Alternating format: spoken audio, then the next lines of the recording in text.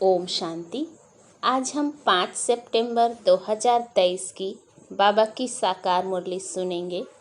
बाबा कहते हैं, मीठे बच्चे, सत्य का संग एक ही है जिससे तुम्हारी सद्गति होती है। आत्मा पावन बनती है, बाकी सब है कुसंग। इसीलिए कहा जाता है, संग तारे कुसंग बोरे। प्रश्न है आज का, बाप का ऐसा कौन सा कर्तव्य है जो कोई भी धर्म स्थापक नहीं कर सकता? उत्तर, बाप का कर्तव्य है सबको पतित से पावन बनाकर वापस घर ले जाना। बाप आते हैं सबको इन शरीरों से मुक्त करने अथवा मौत देने। यह काम कोई धर्म स्थापक नहीं कर सकता।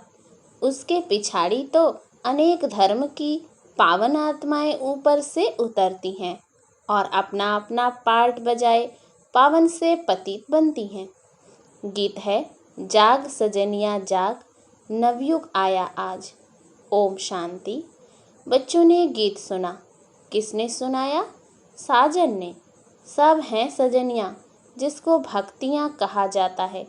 भगवान एक है जिसको भक्त याद करते हैं तो उसको कहा जाता है साजन। भक्त कहने से मेल अथवा फीमेल दोनों उसमें आ जाते हैं तो सब हो गई सीताएं। राम एक है, भक्त अनेक हैं, भगवान एक है। उस भगवान को कहा जाता है परम पिता। लौकिक बाप को परम पिता नहीं कहेंगे, वह है लौकिक शरीर देने वाला पिता। परम पिता है परम धाम में रहने वाला, सब आत्माओं का पिता। हर एक मनुष्य को दो बाप हैं, एक लौकिक, दूसरा पारलौकिक बाप।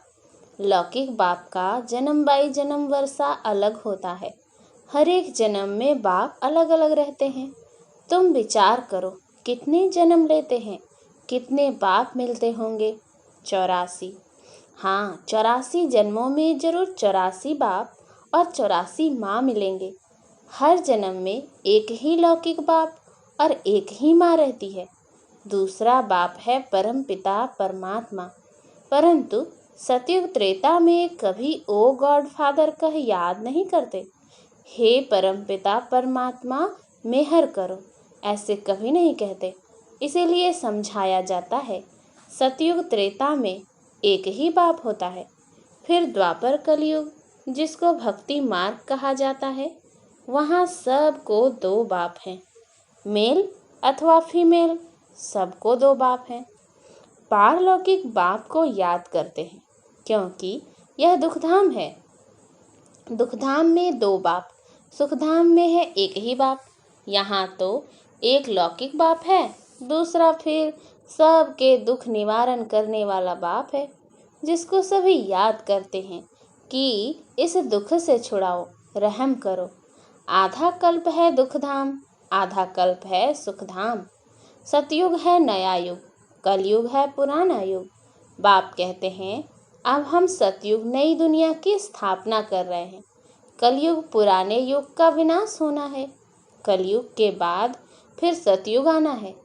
कलयुग के अंत, सतयुग के आदि को कल्प का संगम कहा जाता है। यह है कल्याणकारी युग, क्योंकि पतित से पावन बनना होता है। कलयुग में है पतित मनुष्य, सतयुग में है पावन देवताएं। बाप समझाते हैं कि यह आसुरी रावण संप्रदाय है। हर एक के अंदर 5 विकारों की प्रवेशता है। उसको कहेंगे Ravan omnipresent, God omnipresent नहीं। 5 विकार प्रवेश हैं, इसीलिए इनको पतित दुनिया कहा जाता है। सतयुग त्रेता को पावन दुनिया शिवालय कहा जाता है। कलयुग है वैश्यालय। तो शिव परमपिता परमात्मा आकर नवयुग की स्थापना करते हैं। बाप समझाते हैं, अब जागो, नवयुग अथवा सुखधाम का समय अब आया है। लक्ष्मी नारायण का राज्य आ रहा है। यह है ही राजयोग। यह कोई कॉमन सत्संग नहीं है। एक होता है सत्संग, दूसरा होता है झूठा संग, कुसंग। सत का संग तारे, कुसंग बोरे। सत तो एक ही बाप है, उनको कहते हैं पतित पावन आओ, वही आकर पावन बनाते हैं आधा कल्प के लिए। फिर माया रावण आकर आधा कल्प पतित बनाती है। ऐसे नहीं, बाप ही पतित बनाते हैं। अभी है ही रावण राज्य। जब तक सत बाप न आए तब तक सत्संग नहीं। सब है झूठ संग अथवा कुसंग। तुम हो सीताएं, तुम भक्ति करती हो, समझती हो भक्ति का फल भगवान आकर देंगे। तो जरूर जब भक्ति का समय समाप्त होना होगा तब तो आएंगे ना। आधा कल्प है ज्ञान की प्रारब्ध और आधा कल्प है भक्ति की प्रारब्ध। अभी तुम पुरुषार्थ कर रहे हो भगवान की श्रीमत पर। भगवान एक होता है, वह है निराकार परमपिता परमात्मा, आत्माओं का बाप। वह आते ही हैं संगम पर।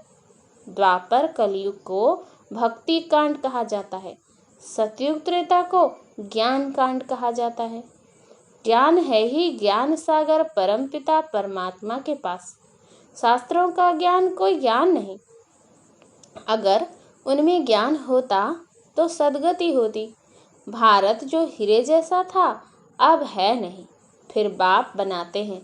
तुम अब हीरे जैसा बन रहे हो। तुम्हारा जीवन पलट रहा है। आत्मा दैवी गुण धारण कर रही है। यूं तो मनुष्य बैरिस्टर, इंजीनियर, सर्जन आदि बनते हैं।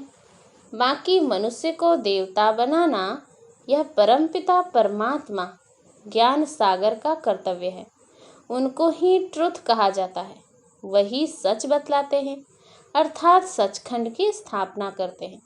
बाकी सब हैं झूठ बोलने वाले, झूठ खंड की स्थापना करते हैं, रावण की मत पर चलते हैं।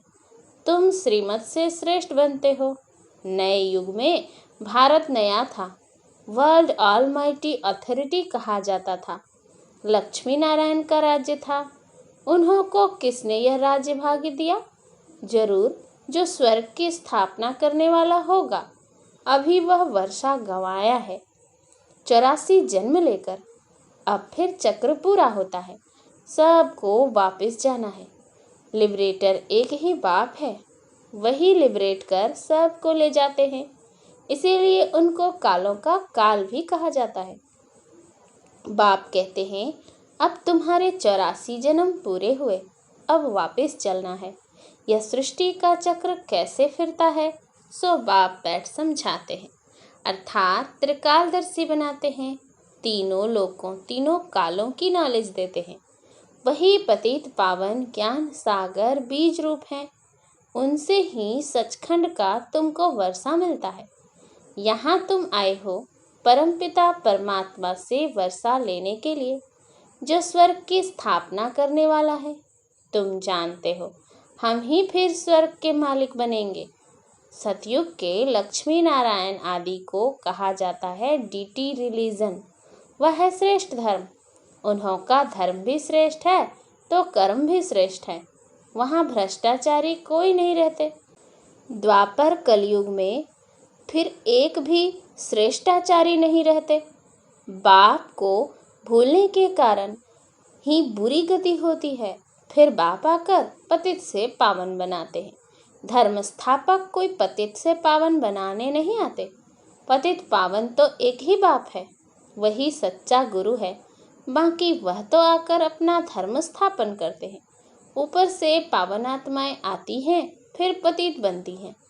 इस समय सब पतित हैं। सबको पावन बनाना बाप का ही काम है, वही पतित पावन है।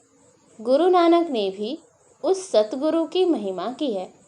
इस पुरानी दुनिया के विनाश लिए ही यह महाभारत लड़ाई है। बाकी ऐसे नहीं, तुमको लड़ाई के मैदान में ज्ञान देते हैं। ज्ञान के लिए तो एकांत चाहिए, 7 रोज भट्ठी में रहना पड़े। बाकी तो है भक्ति की सामग्री। भक्तों में भी कोई बड़े तीखे तीखे होते हैं। रुद्रमाला भी है तो भक्त माला भी है। वह है भक्तों की माला, यह है ज्ञान माला। ऊपर में शिव, फिर युगल दाना, फिर है उनकी वंशावली। जो माला मनुष्य सिमरते हैं, राम राम कहते रहते हैं, क्योंकि दुखी हैं। रावण संप्रदाय राम को याद करते हैं कि आकर अपना बनाओ। अभी तुम ईश्वरीय गोद में आए हो। वास्तव में सब आत्माएं परमपिता परमात्मा की संतान हैं। मनुष्य सृष्टि प्रजापिता ब्रह्मा की संतान है। प्रजापिता ब्रह्मा द्वारा मनुष्य सृष्टि रची है। आत्मा तो अविनाशी है। आत्माओं का अविनाशी बाप है। अभी तुमको दो बाप है, एक विनाशी, दूसरा अविनाशी। ब्रह्मा भी शरीर छोड़ देते हैं। शिव बाबा को तो अपना शरीर है नहीं, वह तो जन्म मरण रहित है। जन्म मरण में तुम बच्चे आते हो। तुम आदि सनातन देवी देवताओं के ही 84 जन्म है। हिसाब है ना। गुरु नानक को तो 500 वर्ष हुए, तो इतने में 84 जन्म कैसे लेंगे? बाकी लाखों जन्म की तो बात ही नहीं। बाप समझाते हैं, अभी सब के जन्म आकर पूरे हुए हैं। फिर नए सिर खेल सतयुग से शुरू होगा। सतयुग में तो थोड़े चाहिए, बाकी इतने सब कहाँ जाएंगे? उन्हों के लिए ही यह बम्भोर को आग लगनी है। इन बॉम्ब्स नेचुरल कैलेमिटीज आदि से सब खत्म हो जाएंगे। बाकी आत्माएं सब चली जाएंगी मुक्ति धाम। यह कयामत का समय है। सबको वापस जाना है। भारत को अविनाशी खंड कहा जाता है, क्योंकि भारत ही बाप का जन्म स्थान है। शिव बाबा भारत में ही आते हैं। पतित पावन बाप यहाँ जन्म लेते हैं, तो गोया सभी धर्म वालों के लिए भारत बड़े ते बड़ा तीर्थ स्थान है। इतना भारत का महत्व है, परंतु महत्व को उड़ा दिया है। यह भी ड्रामा का खेल है, जो बाप ही आकर समझाते हैं। बाप कहते हैं, मैं ही ज्ञान का सागर हूँ। लक्ष्मी नारायण को ज्ञान सागर नहीं कहा जाता। उनमें रचयिता और रचना के आदि मध्यंत का ज्ञान नहीं है। वह ज्ञान जरूर तुम्हारे में है। तुम ही मनुष्य से देवता बनते हो। तुम यहाँ आते हो पतित से पावन बन, पावन दुनिया का मालिक बनने। बाप आत्माओं से बैठ बात करते हैं। निराकार बाप इनके ऑर्गन्स का लोन लेकर पढ़ाते हैं। तुम्हारी आत्मा भी इन ऑर्गन्स से सुनती है। बाबा ने समझाया है, आत्मा स्टार है जो भ्रुकुटी के बीच रहती है, और वह बाप है सुप्रीम आत्मा। वह सुप्रीम आकर इनको आप समान सुप्रीम बनाए साथ ले जाते हैं। सब आत्माओं का गाइड है। उनको ही दुखहर्ता सुख करता कहा जाता है। दुख से तुमको लिबरेट कर ले जाएंगे। सतयुग में दुख होता नहीं। नवयुग की नॉलेज भी नई है ना। यह बातें मनुष्यों ने कभी सुनी नहीं है। भल अच्छे और बुरे मनुष्य हैं, परंतु हैं सब पतित। तब तो गंगा पर स्नान करने पावन बनने जाते हैं। गंगा का पतित पावनी नाम रख दिया है। वास्तव में पतित पावन तो बाप को ही कहा जाता है। पतित दुनिया के बाद फिर पावन दुनिया की स्थापना होती है। सतयुग को वॉइसलेस वर्ल्ड कहा जाता है, और वह है साइलेंस इन कॉर्पोरियल वर्ल्ड। आत्माएं यहाँ आकर पार्ट बजाती हैं। पार्ट है 84 जन्मों का। तुम ऑलराउंड पार्ट बजाते हो। यह है बना बनाया ड्रामा। हर एक में अपना अपना पार्ट अविनाशी है। वह कभी मिटता नहीं है। तुम 84 जन्म भोगते रहेंगे। चक्र का आदि अंत नहीं है। ड्रामा कब शुरू हुआ यह प्रश्न नहीं उठता। न आदि है न अंत है। सतयुग आदि सत है भी सत, होशी भी सत। इस चक्र को समझने से तुम स्वर्ग के चक्रवर्ती महाराजा महारानी बनते हो।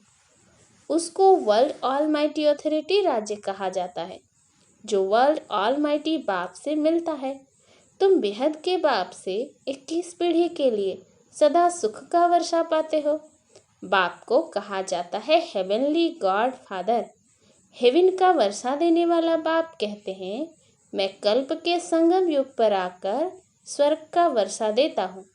जो पुरुषार्थ करेंगे वह सूर्यवंशी राजाई में आएंगे।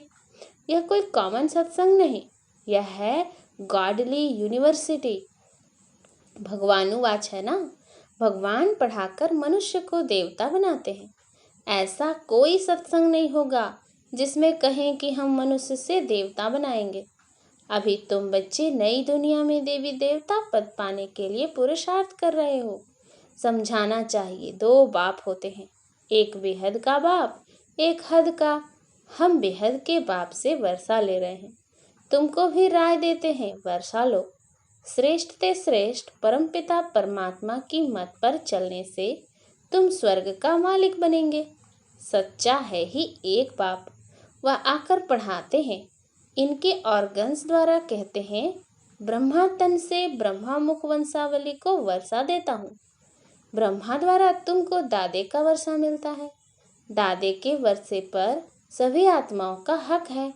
लौकिक संबंध में सिर्फ मेल को वर्षा मिलता है।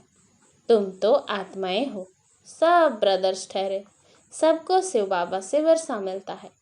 तुमको दादे से वर्षा मिल रहा है। बाप कहते हैं, हम तुमको मंदिर लायक बनाते हैं।